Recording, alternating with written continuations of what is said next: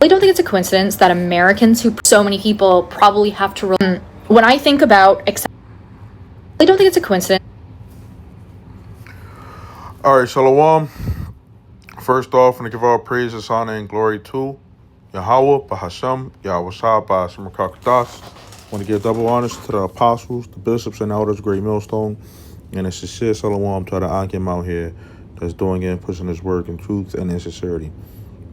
Okay, I want to go on this video. Okay, I've tried to play it, Lord willing, it was, clear, loud and clear. Okay, but uh, the woman that's in the video, she said a mouthful. Okay, most King James readers don't have reading proficiency to understand, okay, or comprehend what is actually being read. Okay, and she said hermeneutics, right, is the theory and method of interpretation. It focuses on how we understand written texts and spoken words and human actions. The word comes from Hermes, right, the Greek messenger. It says it applies to fields like philosophy, law, history, theology. Okay, so a lot of Christians don't, or people who say that they believe in the Bible don't understand what they're reading. Okay, it says number one, previous experience. Number two is initial understanding. Number three is interpretation, and number four is broad and understanding. Okay, so when we go into the scriptures, right? We got Isaiah 29, and yeah, we could go to 9, right? It says, "Stay yourselves and wonder, cry ye out and cry. They are drunken, but not with wine. They stagger, but not with strong drink." Right? In the Amplified version, it says, "Stop and take some time and wonder at this prophecy. Blind yourselves and be blinded at its fulfillment by your spiritual incompetence. They are drunk, but not from wine. They stagger, but not from strong drink. For the Lord has has poured over you a spirit of deep sleep. He has closed your eyes, you who are," it says, "the prophets, and he has covered your eyes, you who are the seers." It says, "The entire vision of all these things will be to you like the words of a scroll that is sealed, which they give to one who can read, saying, 'Read this, please.' He shall say, 'I cannot, for it is sealed.'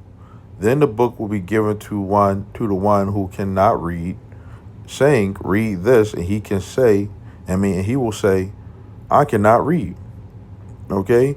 And then, she said, a lot of these people who believe in, they read the King James Version, right? Which a lot of them don't read the 1611, for many different reasons. That's old English, you know, and they don't know how to put it together. Okay? But when they don't look at the 1611, that has the apocrypha in it. Okay? And they don't as far as the Protestants, okay, the Protestants, they protested against the Catholic Church, and they had this mindset that um it shouldn't be just one man dictating things. Okay? And that's why she said that, despite being Protestants, you know, because Protestants try to get away from the order that's, what they, say they try to defy the order that the Catholic Church set up. Okay? Um, what you say, it's supposed to have a leader or clergy or whatever, you know, elders or body of men that teaches the Bible. Okay, and you know a lot of these people who try to put their hands to it, man. We we know, we here at Great Millstone, that these Christians don't know nothing, man. You know, when it comes down to the Bible, okay. Um, and they want to, out of pride, want to sit up here and try to make it seem like they know something. You know, um, want to try to debate us and go into all these different words and don't even understand the words or the context of what's inside of the Bible. You know, they want to do away with the history that's inside of the scriptures. You know, they're only saying like 3 or 4 Bible verses. They'll say one verse and just stick to that. And it's like you go into the meaning of the words inside of that scripture. They don't know how to break it down. They don't know what they mean. You know, you tell them the word world. They don't want to listen to that. You know, the word world has different meanings. Okay, but they want to say it means the whole entire globe and everybody on the planet, right? Well, I said recently. Well, the what about the Lord saying that um you know the end of the world? Okay, what about that? You know, but they don't know how to go into that. But this is Malachi 3 and 16. It says, "Then they that feared the Lord spake often one to another, and the Lord hearkened and heard it. And a book of remembrance was written before him for them that feared the Lord and that thought upon his name. And they shall be mine, saith the Lord of hosts, in that day when I make up my jewels, and I will spare them as a man spares his own son that serves them or serves him." It says, "Then shall you return and discern between the righteous and the wicked, between him that serves God and him that serves him not." We go into the definition of words, the meaning of words, not our own interpretation. So many people, you say something to them and they want to know what you say. They don't want to know what the Bible say. They want to know what you got to say. You know, or what is your definition of it? And it's like you don't want to go by the actual definition, that the etymology of it, the truth behind this word. That shows you the ignorance of these people, man. These people they're not humble. They don't fear the Lord. They're not a servant of the Lord, but they want to make it seem like they are. You know, and especially Christians. Okay, now when we go into this, man, because you get under your skin a little bit how stupid these people are. You know, but it really it's not given onto them. You know, but it just shows that they think that they know something, and that's where the opposition comes into play. Because they think that we don't know nothing, and that's cool. You know, but we know that we going into the scriptures. We showing it. Somebody got to know how to break it down. We ask you what that mean. You can't even tell us. We telling you what it mean, and you trying to say that I don't mean what we saying. But you can't break it down. You can't say what it mean. Okay, because your spirit ain't dealing with you. Okay. Now, I put this in there of Americans who read the Bible, 55% of them prefer the King James Version. But the literacy rate that is required to read the King James Version is a 12th grade reading level, which only 13% of American adults have. Okay? And that's to be able to comprehend what's being read, to be able to. Let's look at that. What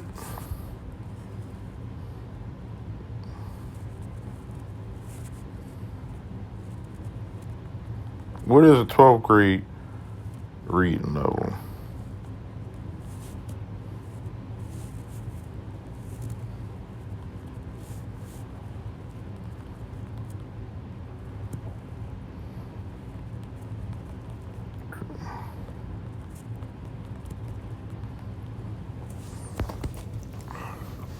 A 12th grade reading level means the text is written at a level generally expected of someone finishing high school. It doesn't mean the reader must literally be in 12th grade. The main difference between reading levels is how complex the language, sentence structure, vocabulary, and ideas are. Okay? Elementary, basic reading, right? What the reader is expected to handle simple sentences, common words, straightforward ideas, right? And a lot of these Christians, they're elementary, man. That's even putting it, light, man. Okay, middle school, developing comprehension, longer sentences, broader vocabulary, multiple ideas. Okay, it says ninth and 10th grade. Okay, more complex vocabulary, arguments, and explanations. Right, 11th and 12th grade, advanced high school, dense sentences, sophisticated vocabulary, implied meanings, complex arguments. Okay, college, technical vocabulary, abstract concepts, complicated arguments, and evidence. Okay, what makes 12th grade material harder? Okay, longer, more complicated sentences, less common vocabulary, multiple ideas within one sentence, abstract concepts, implied meanings that aren't stated directly, more complicated arguments, more specialized or academic language. Okay? For the King James Version, there's another complication. It's not simply that the sentences are difficult. The English is hundreds of years old. Some words are unfamiliar today, and some words have changed meaning. Okay? For example, in the King James Version, suffer little children, right? Today, suffer usually means to experience pain or hardship. In older English, it means to allow or permit. So someone can technically read every word but still misunderstand the passage. That's why it's important. It's an important difference between reading, understanding, interpreting. Okay, and that connects directly to hermeneutics. Being able to read scripture doesn't automatically mean someone can correctly understand or interpret scripture. Okay, so it says, yes, that statistics or the two statistics you're connecting are real. Okay, but there's an important distinction in what they measure. Okay, in 2014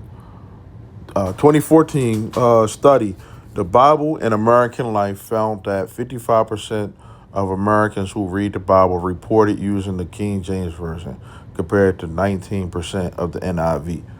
Okay. King James Version is commonly classified around a 12th grade reading level in readability charts. Separately, the OECD's survey of adult skills found that 13% of U.S. adults ages 16 through 65 scored at the highest literacy levels. Okay, level 4 through 5. Those levels involve understanding and evaluating long, dense texts and grasping complex or implicit meanings. Okay, and this is one of the reasons why you can't have a conversation and talk to certain people because their understanding, I don't, the fluoride or the food that's on these people's mind, or these people don't have a attention span, but a lot of these people are stupid, man. Okay, it says, but there's a catch. You can't literally conclude that only 13% of Americans can read the King James Version. And yeah, you can, because it's got to be the Spirit dealing with you. Okay? Some people were able to understand, certain things. You might say something and they might be able to grasp it to a certain degree. But if the Lord ain't dealing with you, you not gonna be able to get it. Okay? Because what is inside of this scripture, the mystery, the parables, all these dark sayings, everything that's written inside of it. A lot of these people just don't got it to be able to understand it and grasp what's inside of it. But they wanna make it seem like they got it. Oh, everybody can be saved. That's the come on now. What's so hard about everybody understanding that? If that's the case, you saying everybody can be saved. Well, everybody should be able to understand that, but everybody don't. Now what we say is, it's only Israelites that can be saved, the elect of Israel. And that's only for a certain few people to get. Okay? But you Christians want to make it seem like, oh, all this person got to do is just change them. Well, some people ain't going to change when you go into the scriptures. Then y'all want to say that, people go to hell when they die, which these are things that you don't even understand. You don't even know what scripture talks about hell. But you want to call out the scripture. You want to talk about Lucifer or Satan fought against the. Where's that at in the Bible? Because if we bring up Lucifer, you don't even know what that means. These people are saying things and they going by or say that they believe in the Bible. They got a Bible, and they don't even know what's inside of it. I've read the Bible front to back, but you can't even understand. You don't break it down. We asked we asked this guy who say he was Christian. What is the leopard according to the scriptures? People, it says Jesus. Where did that name come from? What do it mean? His name is Yahweh Shah. And, the Lord got to be dealing with you to receive that. Okay? So it says, a lot of Americans prefer a Bible written in language that can be difficult for modern readers to fully understand. Being able to read the words doesn't necessarily mean you understand what they mean. Okay? Hermeneutics. Hermeneutics simply means the method of principles you use to interpret a text, especially the Bible. Reading the Bible equals seeing what it says. Hermeneutics equals figuring out what it means. Okay? For example, when interpreting a Bible verse, you might consider context. What comes before and after? Language. What did the words mean when written? And that's one of the things too. A lot of these people, they don't know how to go into, the old language. Okay? Some people think that the English is good enough. But you won't even go into the English words. We here at Great Millstone, we go into the Hebrew. Some go into it a little bit more than others. This thing is about, faith. Everybody ain't meant to be on the same level. Okay? You do have people that are teachers. Okay? That's going to be teaching this word. Okay? And it's going to be made plain for those that, get into it to be able to understand. Okay? The language is not hard to get into if you got the spirit to deal with it. Okay, if the Lord put the spirit on you to be able to hear it and go into it. Okay, and that might not be your lot to go into it if that's if you might be a brother that's in the truth.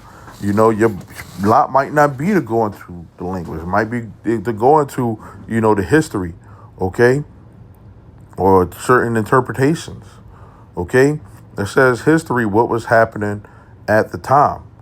Okay, and a lot of Christians don't know what was going on at that time. You know, when the Lord was on the scene, you know, because you just, you know, just that's like just starting in a TV show. You know, you acting like you know the characters. You know where they came from. You know how they got to where they at. You know, all you know is, you know, this person just came and he's a good person. You know, audience, who was it written to? Right? You know what I say? It was written to the whole world. A lot of people, they think that, you know, it says whosoever, you know, and you don't know who that is talking to. Okay? And then we break it down to you, try to give, you know, these people certain understanding or certain, you know, they're going through that word and they just don't get it, man. Because guess what? It's not for them. Genre, is it prophecy, history, poetry, law, etc.? So the Bible literacy isn't just being able to read the KJV. It's also being able to understand and correctly interpret what you're reading. Okay, she also said sola scriptura. Okay, it's Latin for scripture alone. The Bible is the highest authority for determining what is true and what should be believed, not human traditions or religious authorities. So if someone says follow sola scriptura, they would say, show me where it is written in scripture. Okay? So, you know, I said, you know, give me some scriptures. Okay, on this. Isaiah 8:20.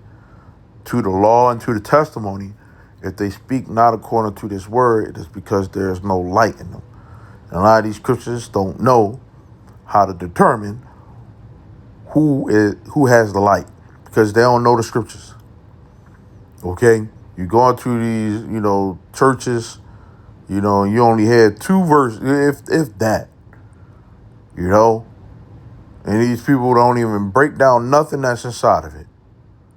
Okay, but you come up to a Hebrew Israelite camp, if you listen, you'll hear multiple. I'm talking about Great Millstone in particular. You'll hear multiple scriptures. Okay, and we break it down to try to, you know, if you humble, to be able to receive it. Okay, 2 Timothy 3:16. All scripture is given by inspiration of Yahweh Bashim Yahushua and is profitable for doctrine, correction, and instruction. John 10:35. The scripture cannot be broken. Matthew 4:4. Man shall not live by bread alone, but by every word that proceeds out of the mouth of God. We told, you know, people who claim that they believe in the Bible, you know, hey, I follow this is the scriptures. They act like you speaking, you know, crazy to them. You talking a whole nother language to them. Okay? Psalm 119 and 105, thy word is a lamp unto my feet and a light unto my path. Okay, that's just these scriptures. Okay? But, you know, Christians, you know, they'll put that Bible verse on there, you know, on in their house, you know, like they know what it's talking about, you know. 2 Timothy 2:15, study to show thyself approved unto God, rightly dividing the word of truth. Okay? Acts 17:11, the Bereans searched the scriptures daily to verify what they were being taught. Okay, Proverbs 2:6, for the Lord gives wisdom, out of his mouth comes knowledge and understanding. Nehemiah 8:8, they read in the book distinctly and gave the sense and caused them to understand the reading. 1 John 4:1, believe not every spirit, but try the spirits whether they are of God. And these people don't know how to do that.